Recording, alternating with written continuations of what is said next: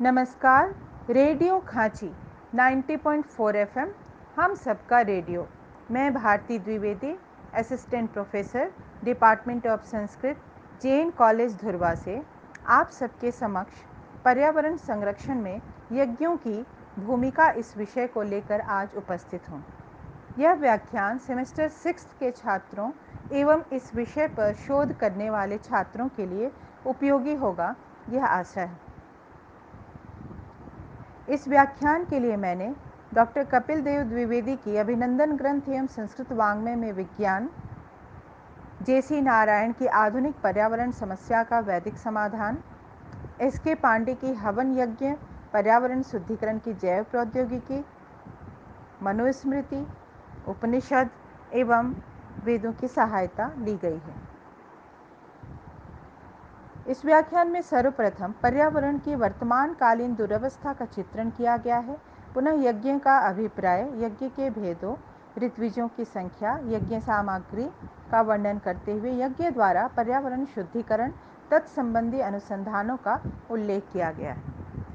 आज संपूर्ण विश्व पर्यावरण प्रदूषण की समस्या से त्रस्त एवं भयग्रस्त है। पर्यावरण बाह्य हो या आंतरिक, पंचभूतों से निर्मित है। पंचभूतों की शांति के लिए वेदों में प्रार्थनाएं की गई हैं। ऋग्वेद में भेषजवाद के प्रवाहित होने की प्रार्थना की गई है। अथर्ववेद में शुद्ध जल की कामना की गई है। यजुर्वेद एवं ऋग्वेद में वृक्षों वनस्पतियों को नमस्कार करते हुए उनके हितकरी व शांतिदायक होने की कामना की गई है। कहा गया है, नमो वृक्षेभ्यः मधुमानो वनस्पति। शुक्ल यजुर्वेद में ही द्युलोक, अंतरिक्ष सहित पंच महाभूतों की शांति कामना करते हुए उन्हें प्राणियों के कल्याण के लिए विशुद्ध व शांत रूप में रहने की प्रार्थना करते हुए कहा गया है, ओम द्यौ शांति ही, अंतरिक्षम शांति ही, पृथ्वी शांति ही, आपः शांति ही, औषधयः शांति ही, वनस्पतयः शांति ही, विश्वे देवाः शांति ही, ब्रह्मा शांति, सर्वं शांति, शांतिरेव शांति, सामा शांतिरेधि। अथर्ववेद एवं यजुर्वेद में भूमि को माता कहते हुए उसकी प्रशंसा न करने के लिए कहा गया है। माता भूमि पुत्रो हम पृथिव्या। यजुर्वेद में कहा गया, पृथ्वी माँ हिंसी। इस प्रकार वैदिक काल में पर्यावरण की सुरक्षा के प्रति पर्याप्त जागरूकता दिखाई देती है। भारत की धर्मप्राण जनता जब तक वेदों के उपदेशों का पालन करती रही, तब तक पर्यावरण अपेक्षाकृत शुद्ध व शांत रहा। परंतु आज धर्म में आस्था की कमी, मूल्यों का क्षरण, स्वार्थवादी प्रवृत्ति का संवर्धन तेजी से हुआ, जिसके कारण जल, भूमि, वृक्षादि प्राकृतिक संपदाओं के अतिशय दोहन की प्रवृत्ति बढ़ी एवं उनकी सुरक्षा पर भीषण संकट उत्पन्न हुआ। औद्योगिकीकरण ने ही पर्यावरण को क्षतिग्रस्त किया है। औद्योगिक संस्थानों से निकले अपशिष्ट, शवदाह, पशु पक्षियों के स्नान आदि से जल प्रदूषण बढ़ा है। विभिन्न उद्योगों, कल कारखानों, यानों से निकलने वाले धुएं से हाइड्रोकार्बन, नाइट्रोजन ऑक्साइड एवं कार्बन मोनोऑक्साइड उत्पन्न होते हैं, जिससे वायु प्रदूषित होती है। परमाणु बम के परीक्षणों में विस्फोट से जो रेडियोधर्मी विष फैलता है, उससे कई पीढ़ियां प्रभावित होती हैं। नाभिकीय विस्फोट द्वारा electron, proton, neutron, alpha, beta, gamma किरणें प्रवाहित होती हैं, जिसके कारण कभी कभी जीन्स तक में परिवर्तन आ जाते हैं, जो आनुवंशिकता को भी प्रभावित करते हैं। लाउडस्पीकर, मोटरों की ध्वनि, टीवी आदि की ध्वनि से जो प्रदूषण व्याप्त होता है, उससे बीपी बढ़ना, थकान, बहरापन, नींद न आने की बीमारियां होती हैं। नैतिक मूल्यों के क्षरण के परिणाम स्वरूप भी विश्व पर्यावरण की सुरक्षा हेतु अनिवार्य कर्तव्य बोध का तीव्र क्षरण हुआ है। आंतरिक पर्यावरण के शुद्धिकरण से ही बाह्य पर्यावरण की शुद्धि संभव है। बाह्य पर्यावरण के साथ साथ आंतरिक पर्यावरण के शुद्धिकरण में यज्ञों की वैदिक प्रक्रिया सक्षम है। यज्ञ धातु से निष्पन्न यज्ञ शब्द के 3 प्रधान अर्थ हैं: देव पूजा, संगतिकरण एवं दान। ईश्वरीय दिव्य शक्तियों की आराधना, उपासना एवं समीपता, संगति तथा स्वत्व का अर्पण ही यज्ञ की मुख्य मूल आध्यात्मिक प्रक्रिया है। यज्ञ की पद्धति का सर्वप्रथम आविष्कार अथर्वा ऋषि ने किया था। यज्ञे अथर्वा प्रथमा पथस्थे, अथर्ववेद में यह लिखा है। यज्ञ में वेद मंत्रों द्वारा देवताओं के लिए विभिन्न औषधियों, घृत, तंडुल, पूप आदि की आहुति दी जाती है, जिससे वर्षा जल उत्तमता को प्राप्त करती है। यज्ञ का व्यापक प्रभाव त्रिविध तापों को नष्ट करता है, इसलिए यज्ञों को सर्वश्रेष्ठतम कर्म कहा गया। यज्ञो वै श्रेष्ठतमं कर्म अपि च नाग्निहोत्रात् परो धर्मः कहा गया। विभिन्न ग्रंथों में यज्ञों के कई भेदों प्रभेदों का उल्लेख मिलता है। गोपद ब्राह्मण में कई दिनों तक चलने वाले यज्ञों का उल्लेख है। अथातो यज्ञ क्रमः अग्न्याध्ययम्, अग्न्याध्यात् पूर्णाहुति, पूर्णाहुते अग्निहोत्रम्, अग्निहोत्रात् दर्शपूर्णमासौ, दर्शपूर्णमासाभ्यां चतुर्मास्यानि, चातुर्मासेभ्यो अग्निष्टोमः, अग्निष्टोमात् राजसूय, राजसूयात् अश्वमेध, ते वै एते यज्ञ क्रम। यह यज्ञ का क्रम बताया गया। मनुस्मृति में 5 प्रकार के महायज्ञों का वर्णन किया गया है। ब्रह्मयज्ञम, देवयज्ञम, भूतयज्ञम च सर्वदा, नृयज्ञम, पितृयज्ञम च यथाशक्ति कुर्यात्। इसके अतिरिक्त वेदों, ब्राह्मण ग्रंथों तथा आश्वालायन, आपस्तम, सत्याषाढ़ और पारस्कर आदि सूत्र ग्रंथों में अन्य कई यज्ञों का वर्णन मिलता है, परंतु मुख्य रूप से इन सभी का समाहार 3 प्रकार की संस्थाओं, हविर्यज्ञ संस्था, सोमयज्ञ संस्था और पाक यज्ञ संस्था के अंतर्गत हो जाता है। हविर्यज्ञ संस्था के अंतर्गत अग्न्याध्येय, पिंड, पितृ यज्ञ आदि आते हैं। अग्न्याध्येय यज्ञ विभिन्न वर्ण के लोगों द्वारा विभिन्न ऋतुओं में किया जाता है। यह यज्ञ 13 रात्रि तक चलता है। पिंड पितृ यज्ञ दर्श पौर्णमास यज्ञ अमावस्या एवं पूर्णिमा के दिन संपन्न होता है। चातुर्मास्य यज्ञ 4 मासों में अनुष्ठेय होता है। निरूढ़ पशुबंध प्रतिवर्ष वर्षा ऋतु में किया जाता है। सौत्रामणि में पशु याग आदि यज्ञ किए जाते हैं। सोम यज्ञ संस्था के अंतर्गत अग्निष्टोम, अत्यग्निष्टोम आदि यज्ञ आते हैं। इनके ही अन्य कई भेद उपभेद हैं। इन उपभेदों में सूर्यस्तुति यज्ञ रोग निवारण की कामना से एवं रासूय एवं वाजपेय यज्ञ एवं अश्वमेध यज्ञ आधिपत्य की कामना से किए जाते हैं। पाक यज्ञ संस्था के अंतर्गत अष्टका, पार्वन, श्राद्ध, श्रावणी आदि यज्ञों का उल्लेख मिलता है। अष्टका यज्ञ मार्गशीर्ष, पौष एवं माघ इन 3 मासों की कृष्णाष्टमियों पर संपन्न होता है। पार्वन श्राद्ध यज्ञ पितरों की निधन तिथि पर हर महीने होने वाला यज्ञ है। श्रावणी यज्ञ श्रावण पूर्णिमा को संपन्न होता है। इसके अतिरिक्त कुछ पौराणिक यज्ञ रुद्रयाग, महारुद्र यज्ञ, अतिरुद्र यज्ञ, विष्णु यज्ञ, गणेश, लक्ष्मी, शतचंडी, सहस्त्रचंडी, लक्षार्चन यज्ञ आदि हैं। सभी रुद्र यज्ञ कई पंडितों द्वारा एक साथ कई दिनों तक किए जाते हैं। विष्णु यज्ञ में 1250 बार श्री विष्णु के 1000 नामों का सस्वर पाठ किया जाता है। इसमें 31 कुंडों में 200 लोग एक साथ हवन करते हैं। गणेश यज्ञ सिद्धि व बुद्धि के लिए, लक्ष्मी यज्ञ, शतचंडी यज्ञ, सहस्त्रचंडी यज्ञ, लक्षार्चन आदि यज्ञ दिव्य ज्ञान, शुभ, सौंदर्य, प्रसन्नता आदि प्राप्ति की इच्छा से किए जाते हैं, जो कई कई दिनों तक चलते हैं। यज्ञों को सुनियोजित विधि से संपन्न कराने के लिए मुख्यतः 4 ऋत्विजों की संख्या निर्धारित की गई है। वो क्रम से वेदों के अनुसार निर्धारित किया गया है। होता, अध्वर्यु, उद्गाता एवं ब्रह्मा। पुनः इन 4 ऋत्विजों में 4 अन्य ऋत्विजों को जोड़ा गया है और इस तरह से कुल मिलाकर 4 समूहों का निर्माण किया गया है, जिनमें 16 ऋत्विजों की संख्या निर्धारित की गई है।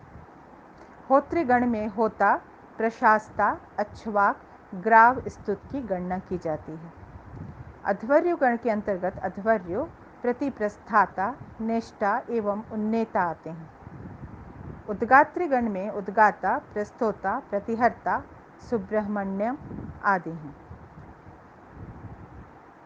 ब्रह्मागण के अंतर्गत ब्रह्मा, ब्रह्मणाच्छंसी, अग्निध्र एवं पोता है। सोम यज्ञ जैसे बड़े यज्ञों में 16 ऋत्विजों की आवश्यकता पड़ती है। ऋत्विजों की इतनी बड़ी संख्या एवं भिन्न भिन्न प्रकार के छोटे बड़े यज्ञ वैदिक कालीन भारत को शुद्ध वातावरण प्रदान करते थे।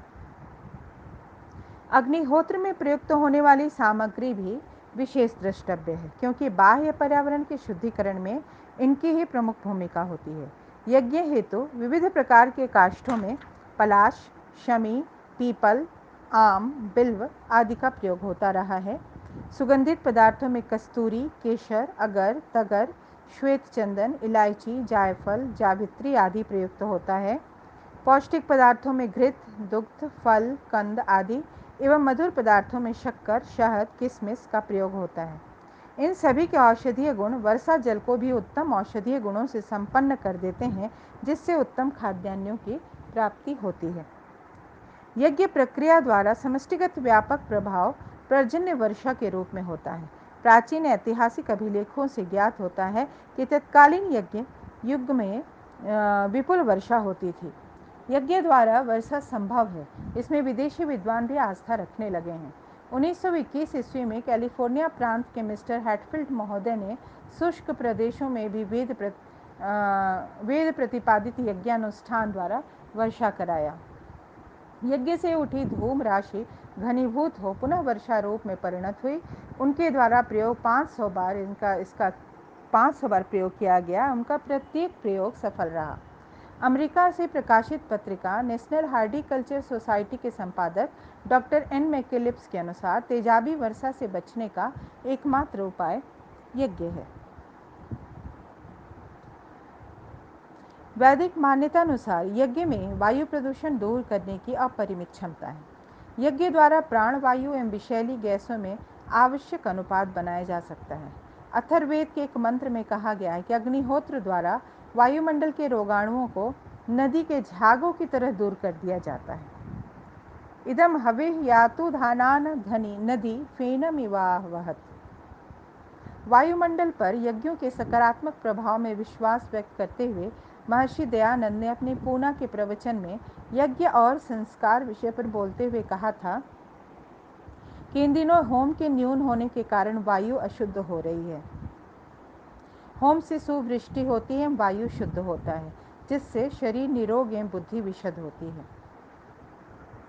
पर्यावरण संरक्षण संघ नासिक के अध्यक्ष प्रोफेसर एसी मुले ने मेडिसिना एल्टरनेरिया द्वारा आयोजित विश्व सम्मेलन में अग्निहोत्र प्रदर्शन द्वारा वायुमंडल पर अच्छे प्रभाव को दिखाया। यज्ञ संबंधी कई अन्य अनुसंधान किए गए जो उल्लेखनीय हैं। हरिद्वार स्थित एक शोध संस्थान ने यज्ञशाला के 20 मीटर के दायरे में हवन से पूर्व, हवन के दौरान तथा बाद में जल एवं वायु के नमूने एकत्रित किए। यज्ञ से पूर्व हवा में सल्फर डाइऑक्साइड की मात्रा 3.36 थी, जो हवन के पश्चात घटकर मात्र 0.80 रह गई।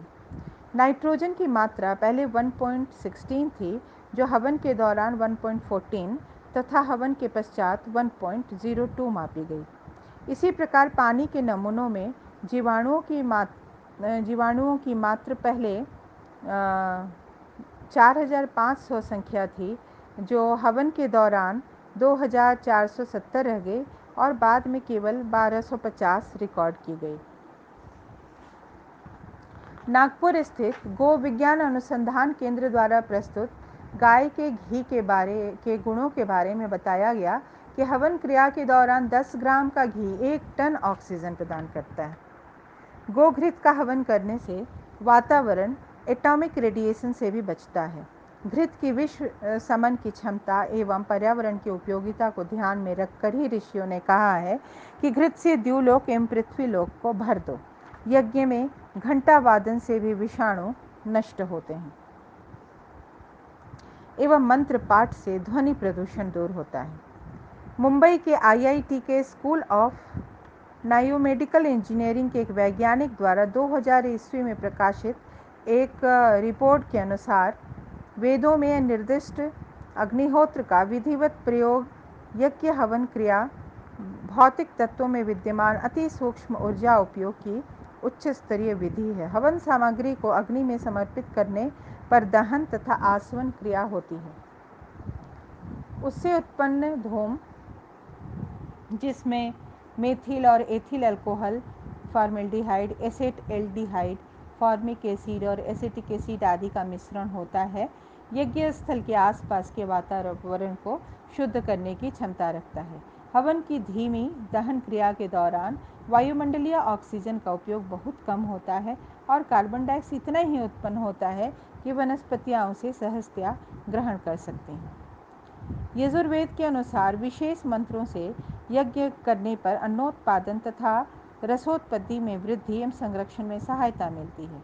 उत्तर प्रदेश के उन्नाव जनपद स्थित 12 एकड़ भूमि पर विस्तृत आम के बाग में अग्निहोत्र कृषि का प्रयोग किया गया। प्रयोग के प्रथम वर्ष में ही बाग में अच्छा प्रभाव देखा गया। वहाँ फलों की संख्या एवं उसके गुणों में अभिवृद्धि हुई। यज्ञ भस्म के छिड़काव से भूमि की उर्वरता बढ़ने के भी प्रमाण मिले हैं।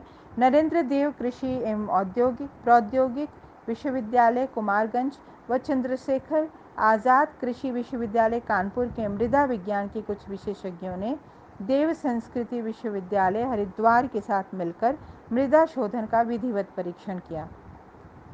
भस्म का छिड़काव करने से खेत में ह्यूमरस की अत्यधिक वृद्धि मापी गई, जिसे बड़ी मात्रा में कृषक मित्र अर्थात केंचुए पैदा हो गए। केंचुओं के हार्मोन स्राव से खेत उपजाऊ बनते हैं। उत्तर प्रदेश के उन्नाव, इटावा, लखनऊ, बहराइच, रायबरेली जनपदों तथा महाराष्ट्र और मध्य प्रदेश सहित देश के अनेक भागों में भस्म का घोल छिड़काव कर ऊसर भूमि सुधार व भूमि उर्वरता में वृद्धि का सफल प्रयोग किया गया। यज्ञ मनुष्यों के अंतःकरण को भी शुद्ध व पवित्र बनाने का साधन है। सामूहिक रूप से किए जाने वाले यज्ञों में सहयोग की भावना एवं परस्पर मैत्री की भावना उत्पन्न होती है। मंत्रोच्चारण मन को शुद्ध व पवित्र करते हैं। यज्ञों में आहुति यज्ञ त्याग भावना से ही संभव है। अश्वमेध यज्ञों का आयोजन अनुशासनहीन प्रदेशों को नियंत्रण में लाने के लिए था, जिससे सार्वजनिक शांति उत्पन्न हो। पंचमहायज्ञों द्वारा अतिथियों, वृद्धों, रोगियों, पशु पक्षियों को भी आहार देने की उदार भावना उत्पन्न होती है। अतः निस्संदेह यज्ञ समाज को उत्तम संस्कार प्रदान करते हैं। वे आंतरिक पर्यावरण के साथ साथ बाह्य पर्यावरण को भी शुद्ध करने में सक्षम हैं। धन्यवाद।